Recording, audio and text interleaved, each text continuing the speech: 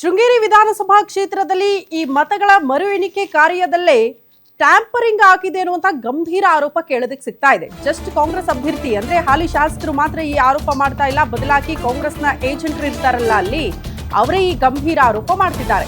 ಚಿಕ್ಕಮಗಳೂರು ಪೊಲೀಸರ ಮೊರೆ ಹೋಗಿದ್ದಾರಂತೆ Congress agent tampering ಆಗಿದೆ ಇಲ್ಲಿ ಅಂತ. ಚಿಕ್ಕಮಗಳೂರು ನಗರ ಠಾಣೆಗೆ ಸುಧೀರ್ ಕುಮಾರ್ ಬುರೊಳ್ಳಿ ದೂರು ಕೊಟ್ಟಿದ್ದಾರೆ. ಈ ವಿಚಾರಕ್ಕೆ ಸಂಬಂಧಪಟ್ಟಂತೆ ಸ್ಟ್ರಾಂಗ್ ರೂಮ್ ಸೀಲ್ ಆಗಿರಲಿಲ್ಲ, ಮತಪತ್ರಗಳಿದ್ದ ಟ್ರಂಕ್ ಕೂಡ ಓಪನ್ ಆಗೇ ಇತ್ತು. ಟ್ರಂಕ್ನ ಸೀಲ್ ಓಪನ್ ಆಗಿದ್ದು ಲಾಕ್ ಕಟ್ ಆಗಿತ್ತು. ಮತ ಟ್ಯಾಂಪರಿಂಗ್ ಆಗಿರುವ ಅನುಮಾನ ಇದೆ ನಮಗೆ ಅಂತ ಮತ್ತೆ ದೂರು ಕೊಟ್ಟಿದ್ದಾರಂತೆ ಕಾಂಗ್ರೆಸ್ ಏಜೆಂಟ್. ಬ್ಯಾಲೆಟ್ ಪೇಪರ್ ಅನ್ನ ತಿದ್ದಿರುವುದು ಮೇಲ್ನೋಟಕ್ಕೆ ಕಂಡು ಬರ್ತಾ ಇದೆ ನಮಗೆ.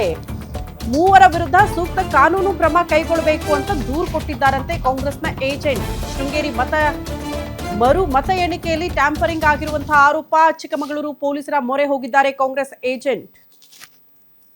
2023ರಲ್ಲಿ ಏನು ಮತ ಎಣಿಕೆ ನಡೆದಾಗ ಸೋತಿರ್ತಕ್ಕಂತ ಅಭ್ಯರ್ಥಿ ಜೀವರಾಜ್ ಅವರು ಹೈಕೋರ್ಟ್ ಅಲ್ಲಿ ಹೋಗಿ ಪಿಟಿಷನ್ ಹಾಕಿ ಅವರು ಗೆದ್ದಿರ್ತಕ್ಕಂಥ ಅಭ್ಯರ್ಥಿಗಳಾದಂತ ರಾಜೇಗೌಡರ ಮೇಲೆ ಆಪಾದನೆಗಳನ್ನು ಮಾಡಿ ಚುನಾವಣೆಯನ್ನೇ ಅಕ್ರಮ ಅಂತ ಘೋಷಿಸಬೇಕು ಅಂತ ಕೇಳಿ ಮತ್ತು ರಾಜೇಗೌಡರು ಕೆಲವು ಖಾಸಗಿ ಆದಂತಹ ಆಸ್ತಿ ವ್ಯವಹಾರದ ವಿಚಾರಗಳನ್ನೆಲ್ಲ ಅಲ್ಲಿ ಗಮನಕ್ಕೆ ತಂದಾಗ ಅದು ಎರಡನ್ನು ಕ್ಲಬ್ ಮಾಡಿ ಚರ್ಚೆ ಮಾಡಬಾರ್ದು ಅನ್ನೋ ಕಾರಣಕ್ಕಾಗಿ ರಾಜೇಗೌಡರು ಸುಪ್ರೀಂ ಕೋರ್ಟಿಗೂ ಅಪೀಲ್ ಹೋಗಿದ್ರು.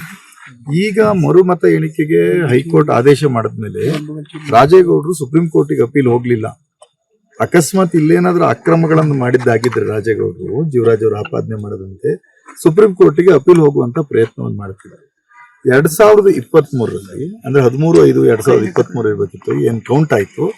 ಆ ಕೌಂಟ್ ಆದ ಸಂದರ್ಭದಲ್ಲಿ ಪೋಸ್ಟಲ್ ಬ್ಯಾಲೆಟ್ ಅನ್ನ ಎಣಿಕೆ ಮಾಡ್ತಕ್ಕಂಥ ಟೇಬಲ್ ಅಲ್ಲಿ ಸ್ವತಃ ನಾನು ಕೂತಿದ್ದೆ, JDS ಇಂದ ಸುಧಾಕರ್ ಶೆಟ್ಟರ್ ಕೂತಿದ್ರು, ಬಿಜೆಪಿಯಿಂದ BS ಸತೀಶ್ ಅಂತ ಅವ್ರ ಏಜೆಂಟ್ ಆಗಿ ಕೂತಿದ್ರು. ಆಗ RO ಅವರು ಅಲ್ಲಿಗೆ ಎಲ್ಲರ ಸಮಕ್ಷಮದಲ್ಲಿ ಪ್ರತಿ ಬೂತ್ ಅನ್ನು ವೋಟ್ಗಳನ್ನು ವೆರಿಫೈ ಮಾಡಿ ಯಾವ್ದಾವ್ದನ್ನ ರಿಜೆಕ್ಟ್ ಮಾಡ್ಬೋದು ಅಂತ ಹೇಳಿ ರಿಜೆಕ್ಟ್ ಮಾಡಿ ಆ ರಿಜೆಕ್ಟ್ ಆದ ಪಟ್ಟಿಯಲ್ಲಿ 279 ವೋಟ್ ಇತ್ತು. ಆದ್ರೆ ಇವತ್ತು RO ಅವರು ಅದನ್ನೆಲ್ಲ ಪರಿಶೀಲನೆ ಮಾಡಿ ನೋಡುವಾಗ 260